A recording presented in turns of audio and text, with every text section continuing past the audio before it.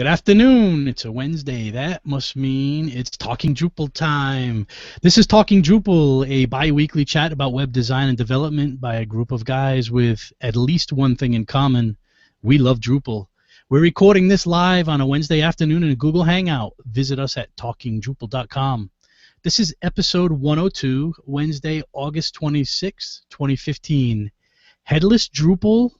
We're going to talk about Twittv. Welcome, everyone. Good afternoon. Hey, John. How are you today? I am wonderful. And yourself? I'm great. Speaking of great, we don't have Nick here today.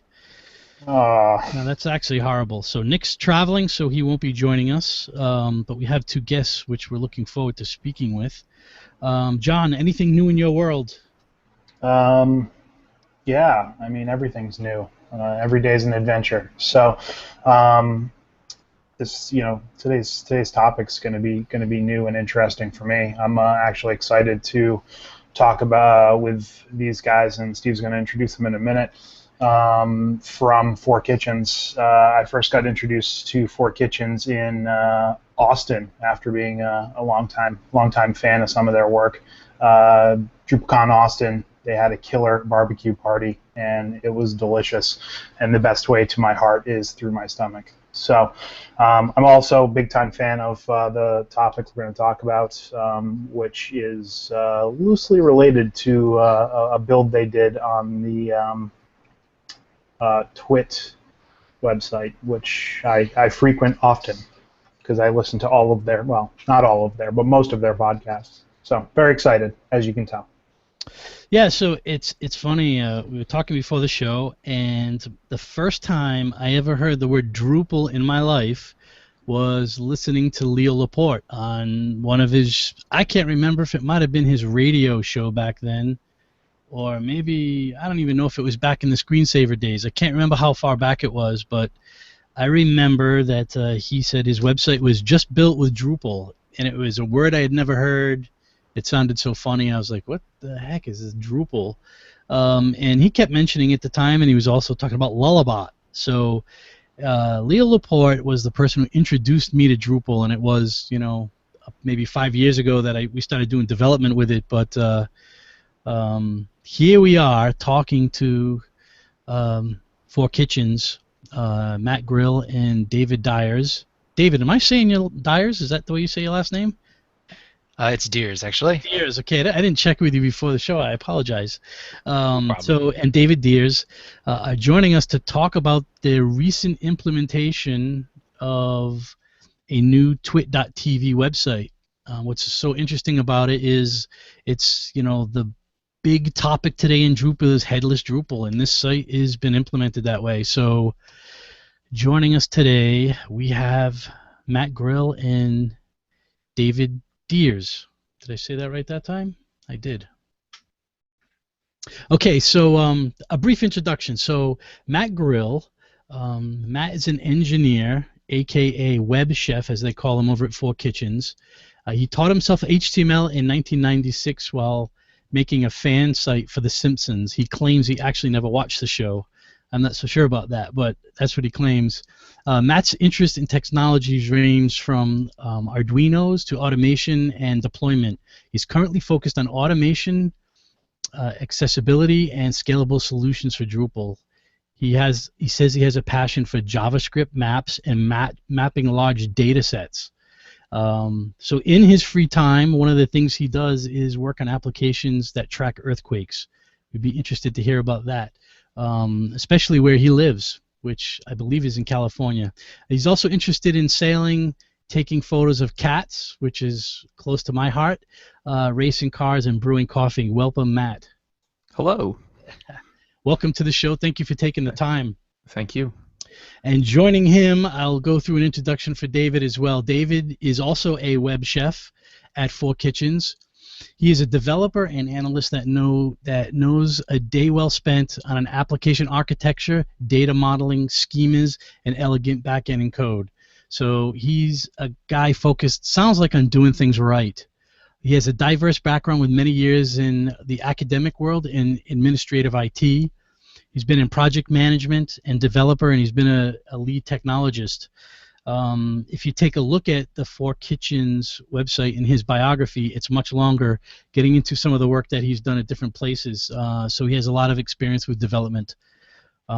David also holds a master's degree in music composition from the University of Texas at Austin. He performs regularly with his group, David Deers and the 910 Train. We put a link in the show notes to David's YouTube page, so you can watch some of his videos there, and you can look him up on iTunes. I found him there as well to check out his music. And he resides today in Austin. Hey, David. Hey, thanks. Thanks very much. Thanks for having me. Glad you guys could join us today. You know how strange it is that the number of people that join us on this show that are musicians, it's a high percentage. I would say, 75 to 80% of the people that jump on this show have music in their background, music degrees, and that kind of thing. It's very interesting. I met a lot of people at DrupalCon who, some guys like bring a harp with them, or they've got a guitar, or they've got like a mandolin or something like that, and it's pretty interesting when you go to those conferences that you find all these guys and they come out of the woodwork and they're ready to jam. So it's pretty cool. Yeah, so let's start by talking a little bit about maybe, and you guys weren't involved in the history of Twit, but maybe you could give us an overview of what was the Twit.tv website before you went there. And for anyone who doesn't know what Twit is, let me just give a brief explanation. So Twit.tv is the URL we're talking about, and it's the home for the Twit network, which is a network of podcasts. There's probably, I don't know, I'm guessing maybe 25 or 30 shows on that network. Leo Laporte owns that network, and it's probably been around, I'm guessing, is it 10 years? Maybe not, probably not that long. Maybe 6 years? I'm not actually sure. But it's the primary place you go to get technical news. So they have shows on, his primary shows, I believe, would be Twit, which is a Sunday afternoon recorded show that's about technology, lasts about 2 hours. He's got Mac Break Weekly. He's got shows on Android. They've got shows on everything. He's a great example of someone who has made a living on podcasting at this point. So you should really go check out twit.tv if you're not familiar with it. Take a look at that website. So it could also be considered an inspiration for us. Yes, that's right. He's an inspiration for our show. So could you guys give a brief history of what the Twit website was like before you guys took it over? What kind of state was it in? That kind of thing? Do you have any information there? And don't fight over answering. Yeah, Matt. I can answer this if you want. It was a website that was made in Drupal. Yeah, I was a Drupal website that was basically Drupal and nothing super fancy. It was a D6 site. They had started, I guess, in Drupal 4 or something like that, right? Yeah. It was, so, yeah. And I think Leo did that himself. I think he actually was the guy who put the first, Drupal 4 site together. And so, moving along, obviously they worked with Lullabot and a number of other agencies to move their Drupal instances forward. But I think where we started from was that they had a Drupal 6 site, pretty standard mix of nodes, taxonomies, views, blocks, all the standard stuff you might see in any kind of D6 site for presentation. And that I guess part of what led into this, or one interesting thing, they had like a really rich RSS feeds that were actually being produced in another technology entirely, and like fans were using those RSS feeds to create platform apps, so Xbox, Roku, their own iPhone apps, Android apps, and so they were using RSS feeds basically as an API, as the interface to the data of the shows and episodes that were on the Twit network. So that was actually a pretty well used, like a lot of sites have RSS feeds, and maybe you subscribe to it in your feed reader, or maybe you don't, but but these things were heavily used, so it was pretty cool. So did the previous site, on whatever condition it was in or whatever it was, did that have any impact on what you guys were doing moving forward? Was migration at all a piece of this project, or were you guys really just starting from scratch, looking at this, not caring what was done in the past? Yeah, absolutely. I mean, we had to migrate all the content obviously, but I think we started from scratch on D7. So. Yeah, some of our colleagues, Karis Hurd and Jared Rogers, were like heavily involved in kind of the IA work. Looking at ways to group content and to figure out where it all goes, and working with Leo and Lisa and Jeff Needles at the time to understand their needs, understand how basically there were a lens to kind of how they wanted Twit to be viewed. But additionally, like Twit is they have a very active fan base.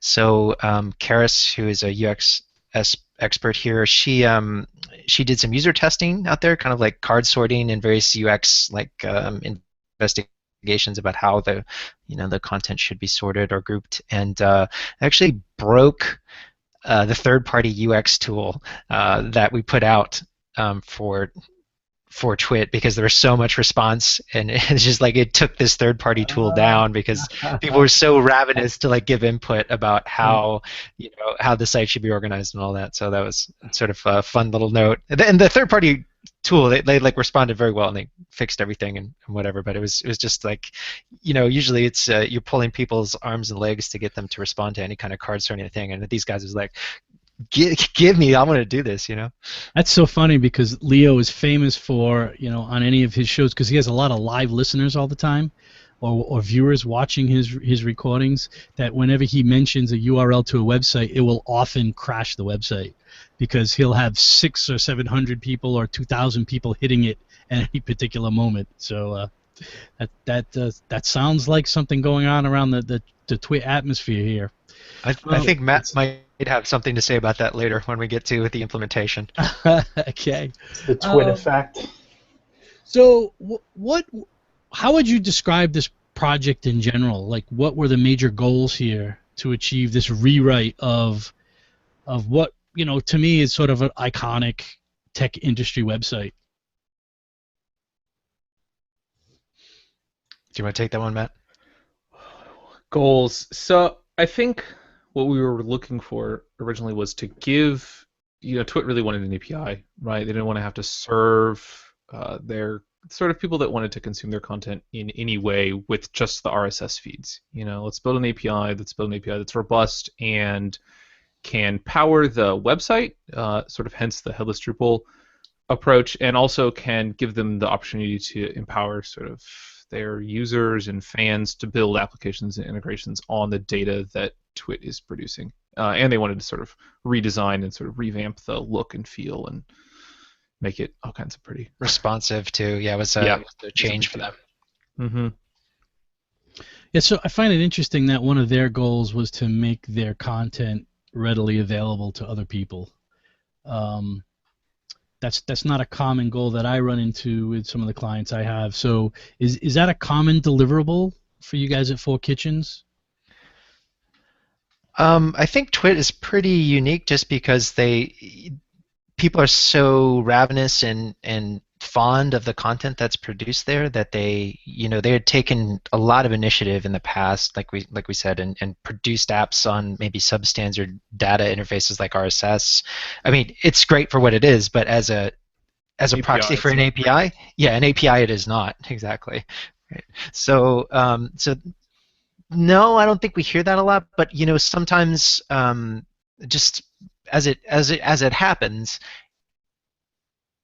easier to produce than authenticated APIs. So when we're doing APIs, generally those things, if they're read-only, are going to be publicly open. So I don't think it's sort of this byproduct effect of now all of the data that we use to power this site is now available to everybody. Let's see what happens. And that actually, I guess, for you as a company or something like that, the selling point on having an API is that people will innovate on that, and they're going to take your content and mash it up in ways that you probably, it sort of opens up your content and your value, if content is your value as a company, to much faster iteration, a much different iteration than you probably could have ever planned for or even budgeted for. So, are you aware of anyone that has taken advantage of that API yet?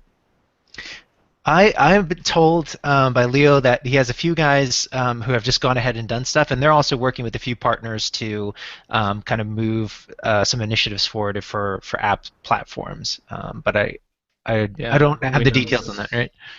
Yeah, some of their like developers are using for the like Windows Phone app or Android or iOS apps are using this API. So. Right. Okay. I think I don't have the site, but yeah, there is a site out there where they have basically hooked up to the API and have done something with it. So, yeah, I'll see if I can track that down later. So there's another hot topic in the Drupal world is Drupal 8. So did Drupal 8 ever become an option for you guys for this project? Had you considered it?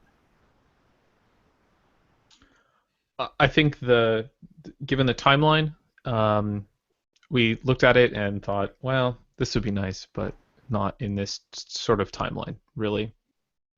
Yeah. Yeah, it sort of takes like a combination of to be an early adopter like that, you have to have the hunger, which Twit definitely, as a technology forward-leaning company, has, but it also means that you are on the hook for the expense in resources, the expense in effort, and possibly the expense in performance that using any kind of developing technology has with it. And I think we just both made the decision together that just for what needed to happen, that the stability of D7 as a platform, and what was there was just made more sense at this time. But I will say, with decoupled architectures, with headless architectures, you're building to an API, you're providing an API, so it does actually give you some freedom to be able to iterate on both the front end and the back end. So as long as you are producing the API that your front end is consuming, you could have a Django backend, you could have a Node backend. Doesn't matter as long as it's producing the API. So there is like some freedom to, like, if it makes sense or when it does make sense to move to D8. It's not like all that needs to happen is that they produce the same API version, right? And then anything that could do that is a valid choice, just depending on what makes sense. Yeah, would you guys say that the stability was the biggest deterrent? Because as you said, as long as the back end is serving up the right stuff, the front end can consume it and use it. So in the Drupal 8 conversation, would you say like stability was the biggest, oh no, we should use Drupal 7?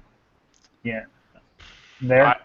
I mean, in my test experience, I've still gotten just a couple of sort of random white screens of death from a vanilla D8 installation, and there's no... I don't know. Maybe like contrib space 2 isn't quite there. I mean, we were pretty set on using RESTful to sort of manage the API, manage sort of that data, and I don't. That works very well in D7. So why Drupal at all then? Yeah, I think that they had familiarity with editorial experience. And I'm curious to know if it was debated during the project as well, if there were other options for them. As sort of a CMS backend. Yeah. It's funny you mentioned that. But yeah, I think just Matt. Matt's a great. I'll let you speak for yourself, Matt. Sure. Well, hey. Yeah, I think that's always on the table, right? Yeah. Yeah. But Drupal has tons and tons of things, like great things to offer as sort of a content management relationship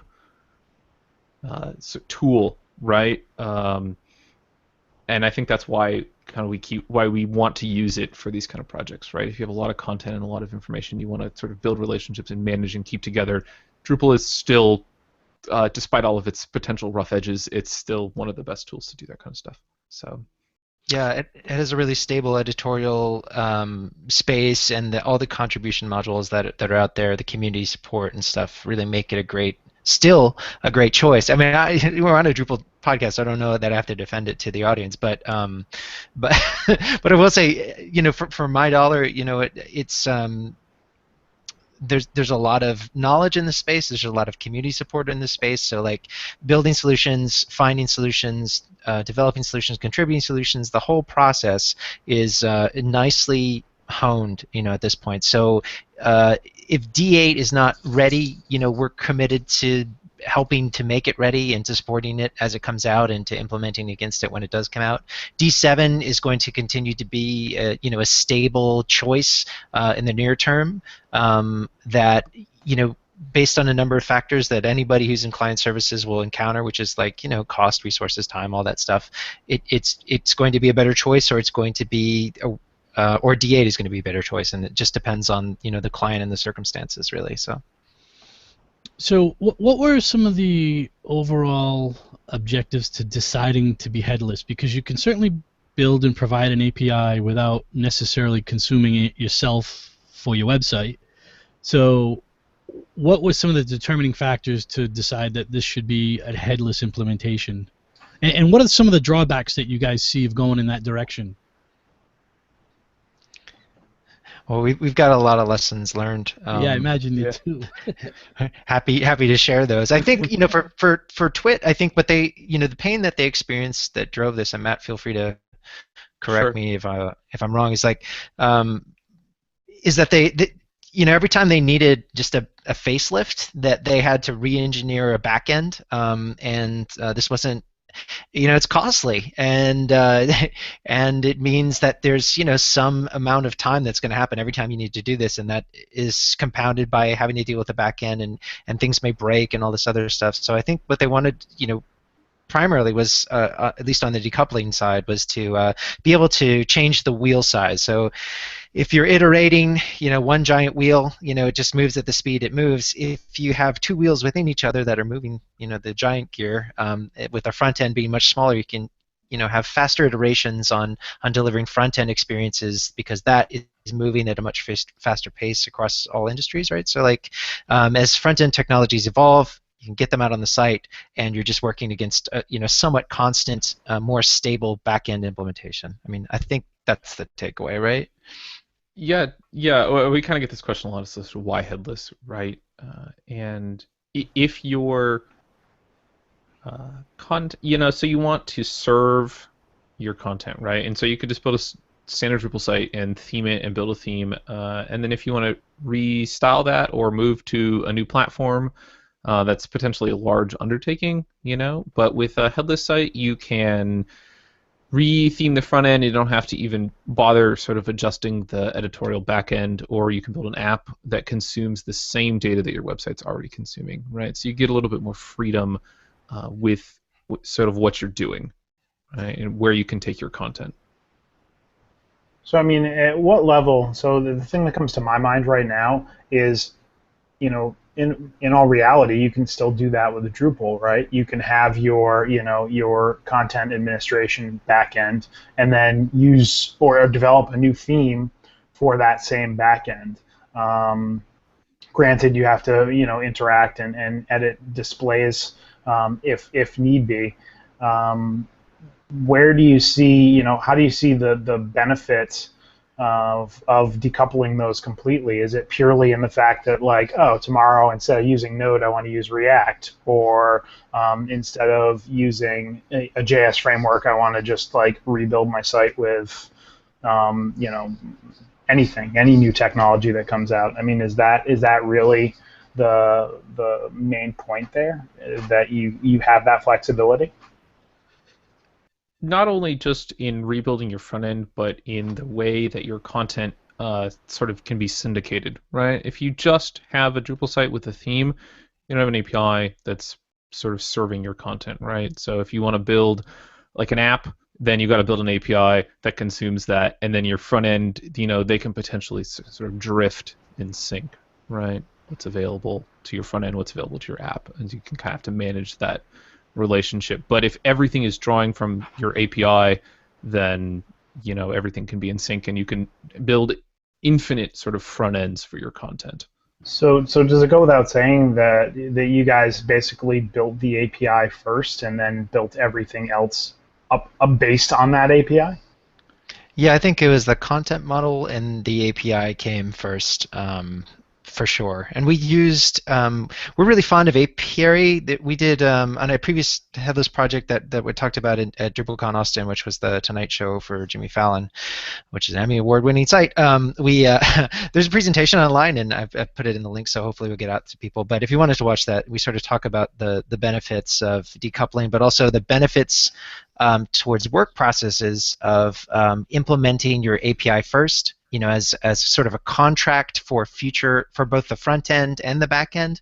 It allows your team, so if you've got back end developers, you have front end developers, they can kind of work simultaneously towards the meeting point of the API. And so we use a tool called Apiary, but there's many out there to kind of produce a API blueprint and API contract, and that is a mockable resource. So it will actually serve up API results as if it were the API. So that way, we don't have to kind of like hold back any kind of forward progress because we're working on the back end trying to get these endpoints out or whatever. The front end guys can take a look at all what's being delivered, make front end implementations, and put that out there. And Twit could react to it, or in general, clients can react to it faster. And so it's kind of this really nice way to decouple the workflow as well. So it's So your content model has to be nailed. Yeah. That was a big part of it. The other great thing with that model is that you're also basically testing the API before you're putting it out there for the public. So if there's something that you see that would be really useful, you can add it in there, and the benefit is the community is going to be able to use that same sort of feature set. So that's pretty awesome as well. Works well for Scrum too. I mean, so you can kind of iterate on that deliverable before it's versioned out. Because once you have version 1 of the API, you're in a space where people are implementing against it, changes to it. It's just not. I mean, it's not good practice. It's not something you should do unless you release a new version. So you do have the ability to kind of like behind the scenes iterate on versions until it's ready for public release. So you do get some of that use against it, which is like kind of the test of time or the crucible. Sure. So all of this sounds so great. So what are some of the drawbacks? There have to be a few. Take it away, Matt. No. It is. I'm not gonna lie. It's definitely more complicated, especially if you're gonna build a headless front end. There is a whole nother component that sort of needs to be developed, and that's the thing that's consuming your API and turning that into sort of HTML that your browser then renders. Right? It's a whole thing that had to be developed and then deployed. So I would say that's tough. And one thing specifically that we encountered on this project was the concept of sort of API drift, right? Where the API that was being exposed via Drupal was just ever so slightly different from the sort of API contract that was in Apiary. We spent a lot of time trying to sort of reconcile those towards the end. That can be hard. So let's talk a little bit about the details of the implementation. What were some of the challenges, maybe the biggest challenge or some of them that you guys had with this project? Yeah, I think that as a client, and then even somewhat as a developer, APIs are, I mean, it's obvious when you say APIs are not websites, but I think that a lot of what Drupal has taught people who have had Drupal sites is sort of behaviors or expectations around how things work and relate. So URLs, having a path auto URL available to you in the node, having being able to manipulate blocks and provide context through panels panes, or through the block system. All stuff is kind of being able to preview something right away without any kind of like weirdness. You just go to the view, or preview. And so when you're moving to an abstracted content model, all of that is changed. So I think one of the biggest challenges in a site like this is like just figuring all that stuff out, because you can't rely on the implementations of the past that have been like tested, because you maybe your front end is really new or custom built, or it's for apps that haven't been developed yet. So you really have to get into the mindset of content like basically treating Drupal as a true content management system rather than some hybrid of content management and website service. So that's a big part of it. I've got others too. So like, just route management is, when you have a system that isn't, Drupal serving up your websites, then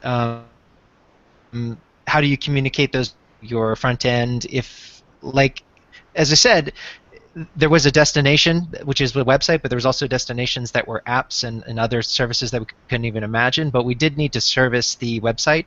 Website needs the content, but it also needs to put that into our URL space. If there isn't a one-to-one mapping between the API endpoint and the URL, you have a route problem. So that needs to be dealt with. Caching is a monster. A lot of the hosts out there like may not exactly be ready for headless, and so whatever, like, these challenges are new for them too, because they're used to serving Drupal with like Varnish, Memcache, or Redis, Redis and Varnish, right? So they've got like these configurations that work, that are time tested, they've been doing the same thing since PressFlow. 4 Kitchens, PressFlow. All right, and like, so yeah, I just had a little plug in there. But so they've been pursuing these kinds of like cache at every level solutions that work and are tested and work for huge sites on the web. So that's great. But headless is really different. How does caching work there?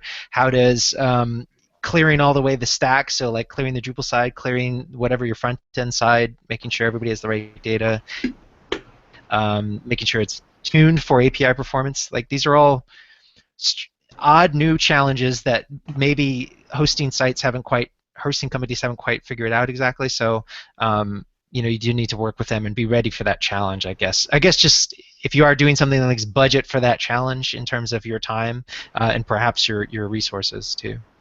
Do you guys feel that there was a lot of resources out there to help answer some of these questions, or were you guys kind of blazing the trail in some of this implementation here? Wow. Go ahead, Matt. Yeah, I mean, I definitely feel, at least on the front end, we sort of blazed our own trail. I mean, we had some experience, sort of just in general, with how these kind of systems should operate and connect with each other, but a lot of this stuff we wrote and designed sort of from scratch for this project. So. On the Drupal side, so go ahead. And I was going to say, I think that some of our initial designs and concepts proved to be quite good, and they work. So I was a little bit rewarding on that. So. On the Drupal side, we're leveraging some of our work with other clients for producing decoupled sites. So we had that experience, and we're able to take some of that knowledge forward. Of course, everybody's situation, every client's situation is a little different, so we couldn't, it wasn't a one-to-one. In terms of what we needed to do with RESTful, I don't feel like there was a lot of documentation, but I will say that in the midterm, I'm doing a series of web tutorials on the REST module called REST Easy, and that's on the 4 Kitchens website. So hopefully there will be those kinds of resources available. I know other people have also posted blogs about using the RESTful module, so there are some resources now out there about using that module and working with it. And I hope to get into the nitty-gritty and to use it, because RESTful, the module, is an object-oriented base module, so overriding it, providing your own classes, and really working with it and changing the way that it behaves is very possible, and stuff that we absolutely had to do for Twit, especially around search, around some of the filtering, around some of the presentation, around formatting it into a proper HAL JSON output. So I hope to get into that in that series. So hopefully there are resources, but I think even on the Drupal side, I think we were kind of trailblazing, at least in my experience. It looks like your series, which I wasn't aware of, so I'm glad you're sharing this information. It looks like you're pretty active in producing this content. It looks like almost once a week or somewhere around there. Yeah, should be every Monday. Now that I've said that publicly, that I guess it has to be that. So You've committed, David. Now. curses. So at least for the next week or so, it's what now. Yeah, hopefully throughout time, we're starting off with the basics, and eventually we'll get to advanced concepts. And people have been eating those up and like commenting, and I've been trying to get to those comments as quickly as I can.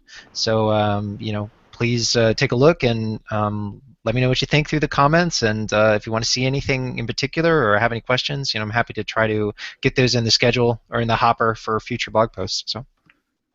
Yeah. What are some of the other major components of the building blocks for this site? The RESTful module was one from Drupal. Was there anything else on the Drupal side that was key for this implementation?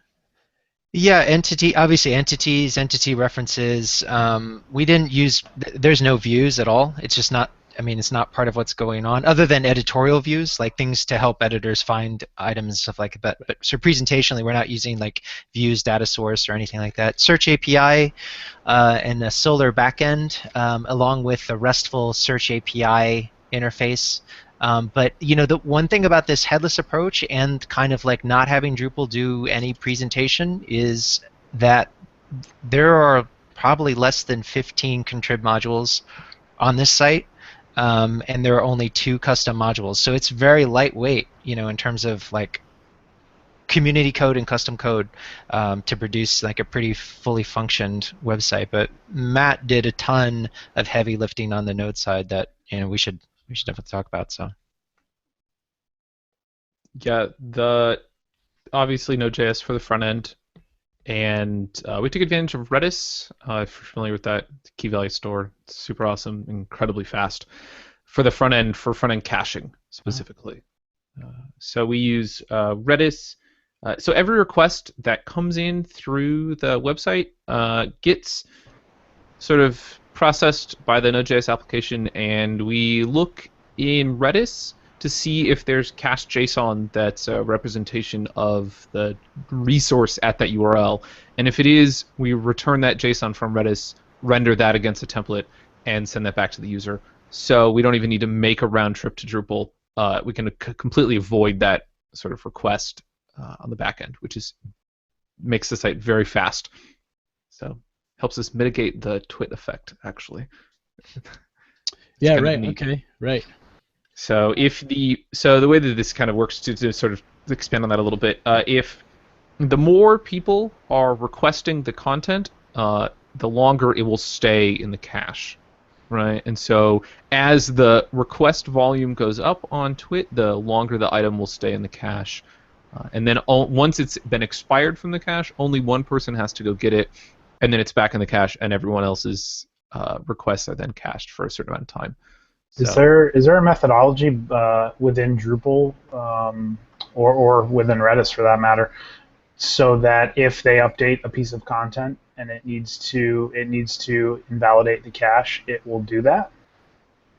Yeah, that was actually a good challenge because Matt and I had a lot of conversations about how that should work, because so the format of our API is HAL JSON, and I guess to go back to kind of like some of our approach around the API was to deliver like as much information as possible per request, so that we didn't have to make multiple requests back to the API from the front end to get the information needed to render all of the related data. So HAL JSON as a format embeds like resources. So in Drupal terms, an entity reference might be represented in HAL JSON through a complete embed of that other object within the object you're requesting.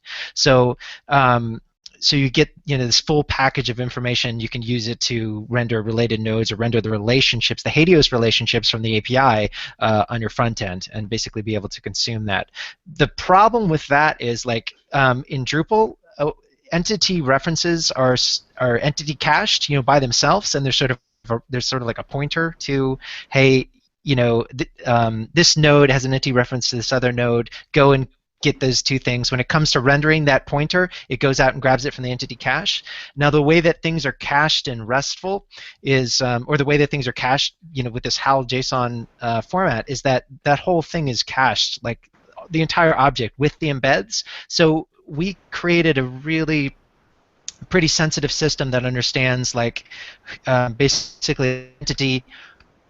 What do I have inside of me, and who are my parents? Like, who is also owning me somewhere out there? And so it's able to kind of do the back references and forward references to figure out, like, something's changed here. Who do I need to clean up? Who needs to go away from the cache? And so it'll go out and, like, kill all of the things that have it, like, as a child. And it will also, like, if any of its children have changed, it will know that it needs to be killed, both on the Drupal cache side and the Redis cache side. So there's, like, a communication situation. So that is a pretty unique thing to decouple caching architecture, I guess. Mm-hmm.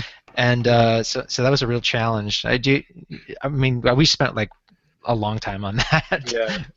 When you end up wanting to clear this, once you get sort of a list of items, we'll say, that you want to clear from the cache, Drupal clears its own internal cache, but then also signals the node front end with like sort of an array of items that should be purged from the cache, and then those items get purged from the Redis cache, and then they're rebuilt as they're requested. So.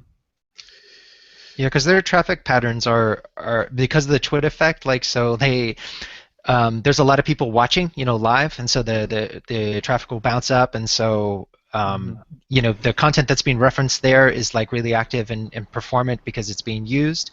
But they also have people who are kind of into tail end content, like who are just going through every single episode ever from a particular series, and so they're going to keep those things alive as well. So there's like two kind of opposite kinds of traffic patterns there on Twit.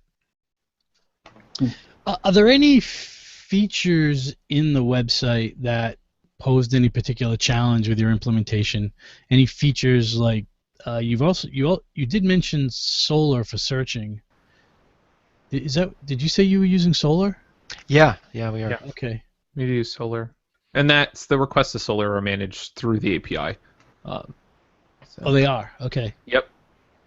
Yeah, Peter Sieg, another colleague of ours, did some work on the RESTful Search API module to get it up to shape. Some building blocks were there, and he did some contrib to kind of get that ready for Twit's implementation. So I think that module is good to go out there, I want to say.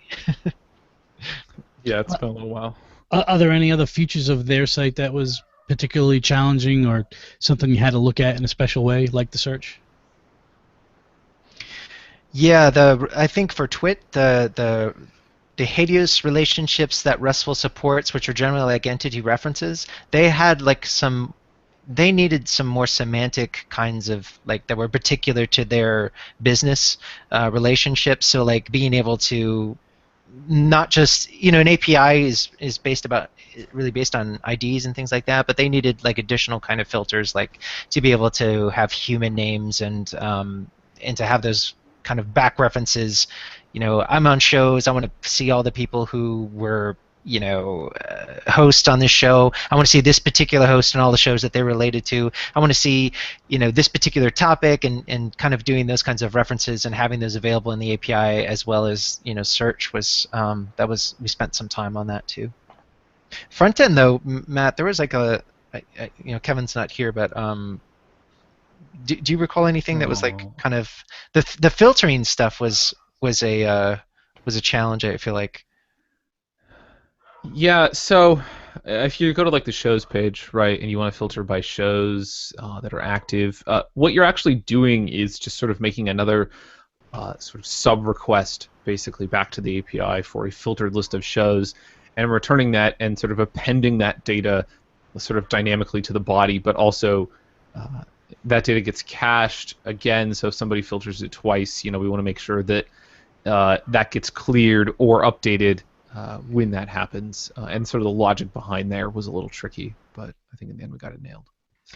So there is no formatting of content coming out of the API? Is everything on the front end? Yeah, all the sort of templates are done on the front end.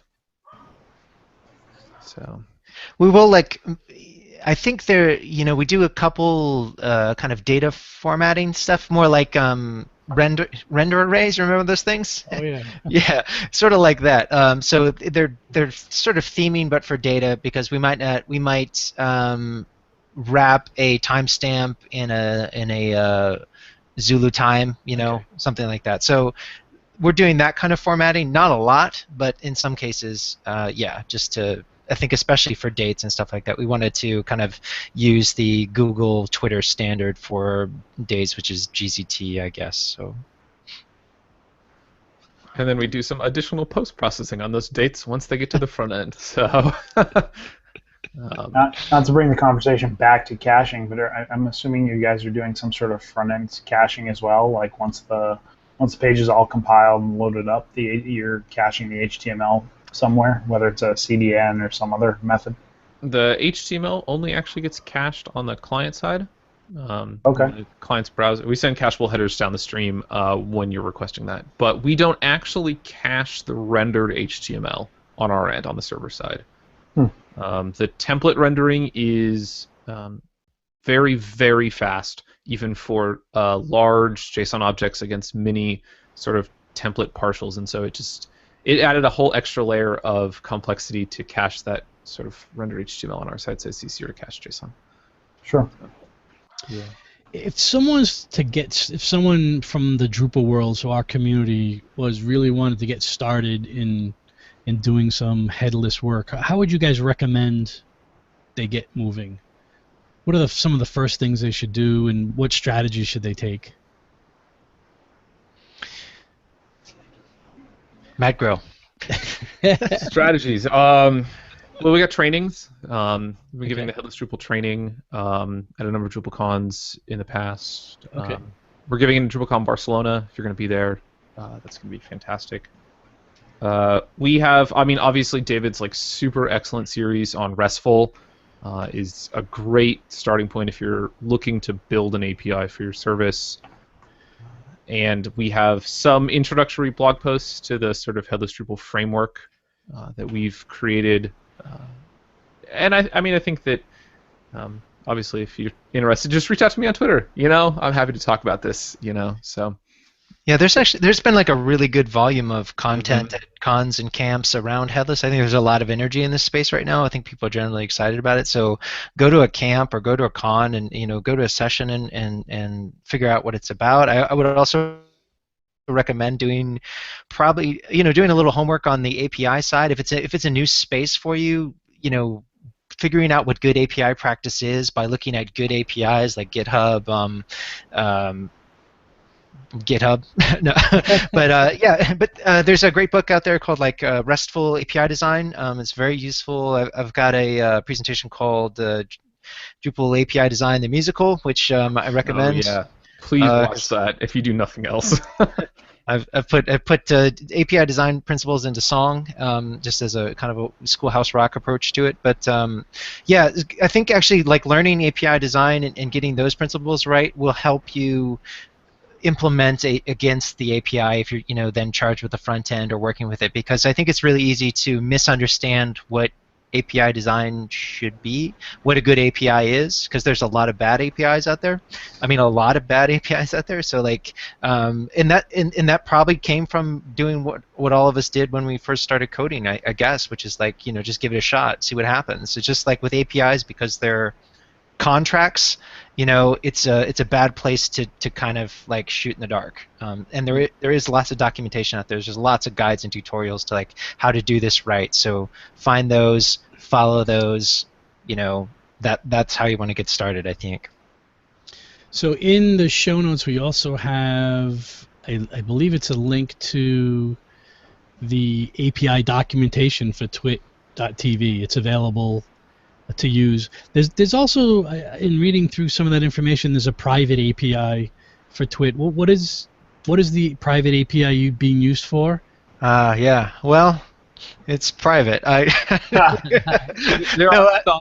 think we could say that there are some abstraction for the website that consumes sort of a private, non-public API.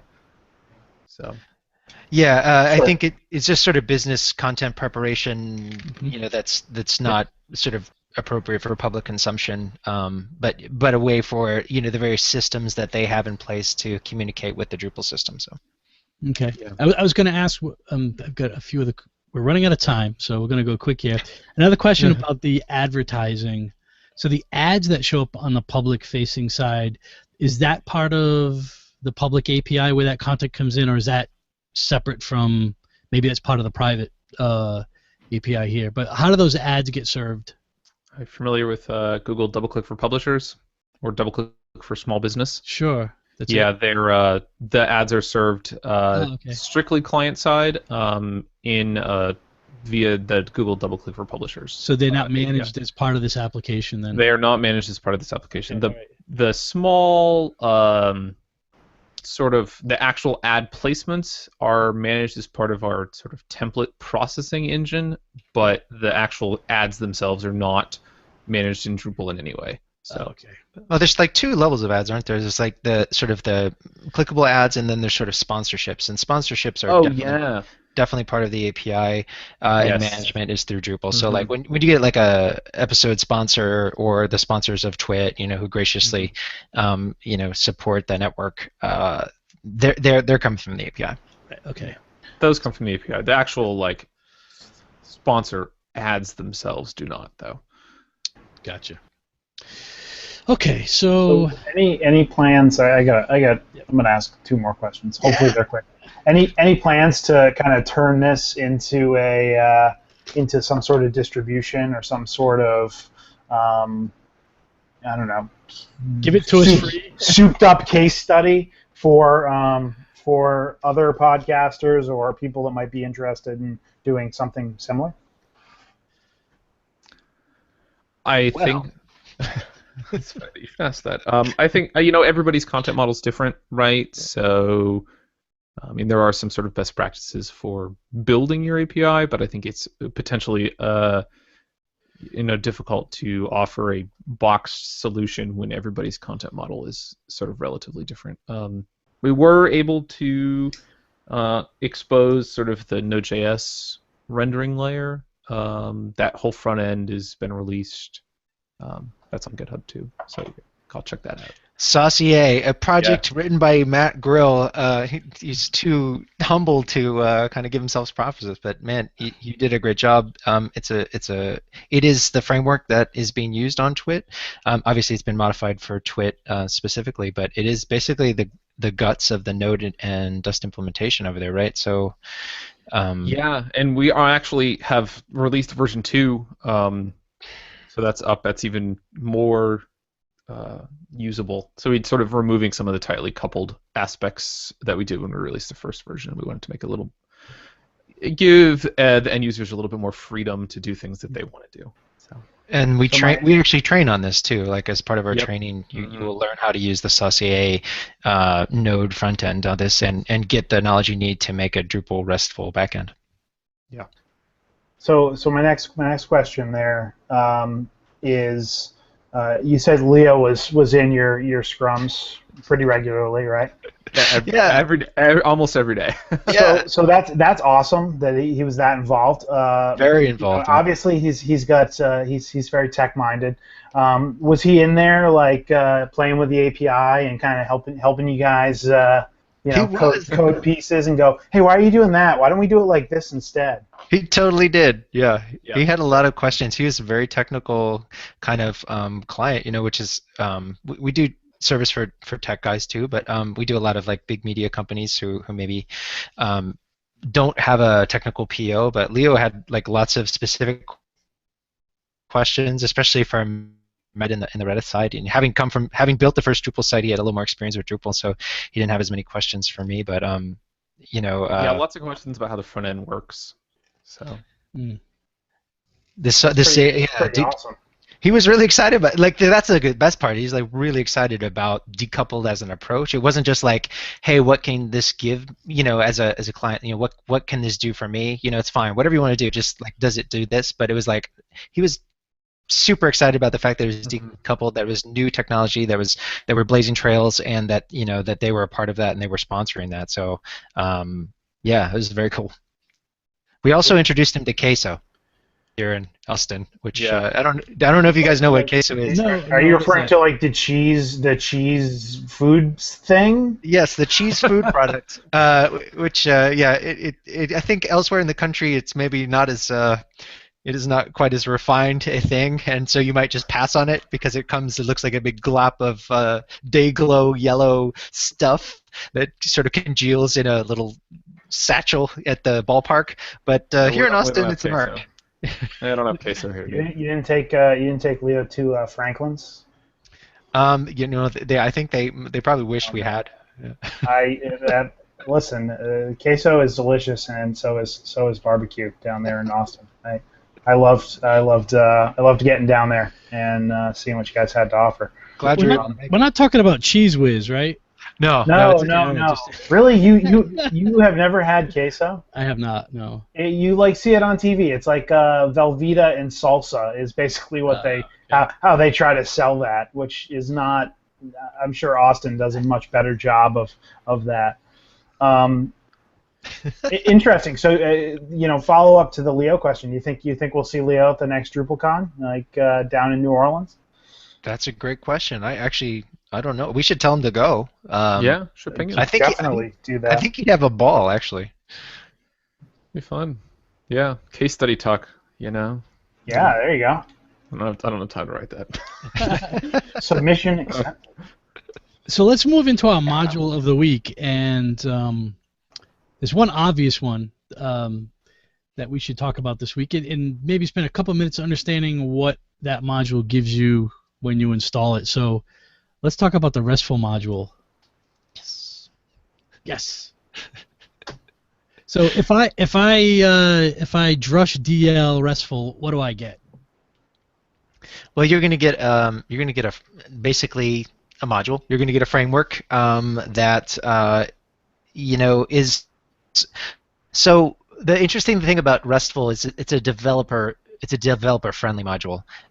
You will need to write custom code to have it output things. For me, that's a bonus because that gives me a lot of control. It will give anyone who uses a lot of control through CTools plugins the ability to create endpoints in an API, and then it provides a lot of the surrounding guts for that. So like filtering is just a gimme. Having access to EFQ is a gimme. Being able to implement fields of many types without having to write all the custom code is a gimme. Being able to choose formats like how JSON or JSON output is a gimme. Being able to add in Search API to your API, also a gimme. So it enables all this stuff by default, but you do need to supply some code basically to have this work. But it's the good part about the code is as I mentioned before, it's all object-oriented PHP, so it's really easy to work with. It's really easy to understand if you have a good object-oriented background. So it's kind of a pleasure to work with. It reminds me a lot of Migrate, which is another one of my favorite modules because of how clean it is and how much sense it makes in terms of object-oriented stuff. It doesn't have a lot of the cruft of PHP 4's version of object-oriented that maybe Drupal as a whole kind of suffers from. Yeah, the first time I installed Migrate, when I need to do a migration, you install that module and then you stop and you're looking around. I was like, okay, what next? Well, the next thing you need to do is start coding.